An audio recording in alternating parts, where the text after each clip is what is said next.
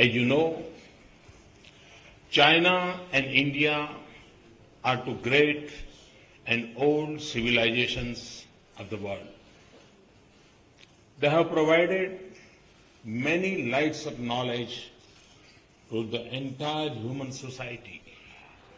Today, together, we represent more than one-third of the global population. India and China have a common history of 5,000 years and a common boundary of over 3,400 kilometers. 2,000 years ago, at the invitation of the Chinese Emperor Ming, two Indian monks came to China. They brought many Sanskrit scriptures on two white horses. They translated many Buddhist scriptures into Chinese language. It is believed that they introduced Buddhism in China. The king built a temple in honor of this event. The temple is popularly known as White Horse Temple. The temple then increased in importance as Buddhism grew within China and spread to Korea, Japan, and Vietnam. The serenity of Buddhism in Asian countries is the seed of their success. I strongly believe that this century belongs to Asia, and Buddhism will be a further unifying and catalyzing force among the Asian countries. Your famous scholars like Faxian and Sewenjang have taught many secrets of Chinese wisdom to Indians. In addition, they discovered many secrets within India itself. Sewenjang had visited my own hometown in Gujarat.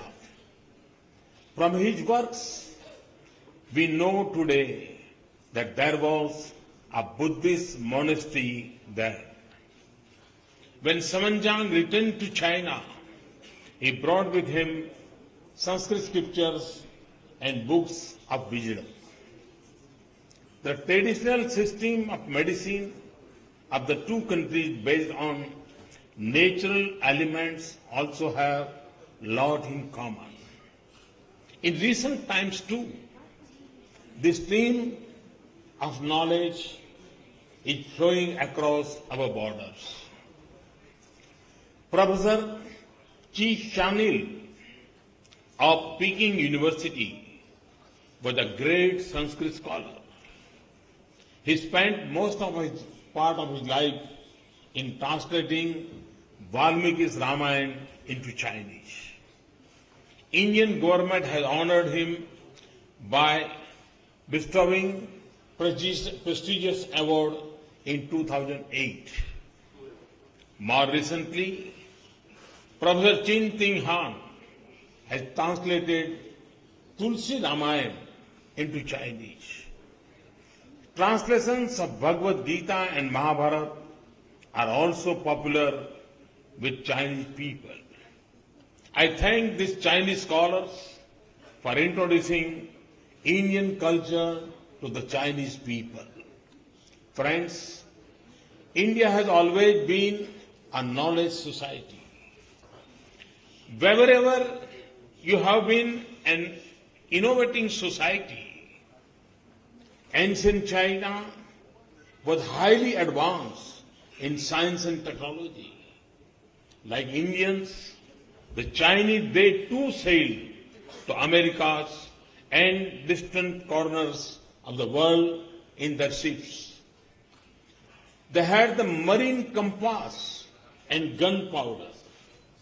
But I must add that during this time, Indian astronomy and mathematics were quite popular in China. Indian astronomers were appointed on the official boards set up to prepare calendars. The Indian concept of zero and that of 9 planets have been helpful in discoveries in China. So our ideas had a role to play in your innovations.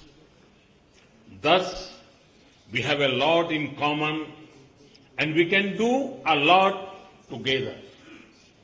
As we help each other growing spiritually, we have to help each other growing economically. There are instances of such economic exchanges in the past. It is believed that China gave silk and paper to India. We both have potential of growth and problems of poverty which we can tackle together. I am personally committed to take the cooperative process forward. That is why, even as Chief Minister of Gujarat, I visited China.